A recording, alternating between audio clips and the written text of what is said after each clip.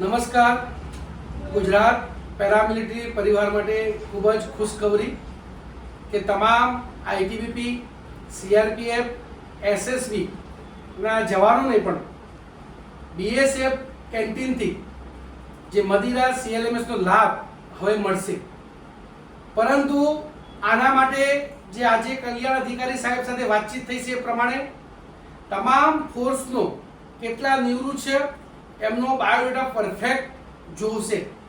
એટલે હું તમામને વિનંતી કરીશ કે આપણે જે સીએલએમએસ સેન્ટ્રલાઇઝ જે થઈ ગયું છે એનો લાભ માટે જે કાર્યવાહી આગળની કરવાની છે એના માટે તમામ તારીખ 5/5/2026ના દિવસે ગાંધીનગર મોટા ચિલોડા આપણા જે ઓફિસ છે ત્યાં આગળ સૌએ પોતપોતાનો આધાર કાર્ડ, પીપીઓ, પેન્શન આઈડેન્ટિટી કાર્ડની ઝેરોક્સ લઈને આવવું પડશે.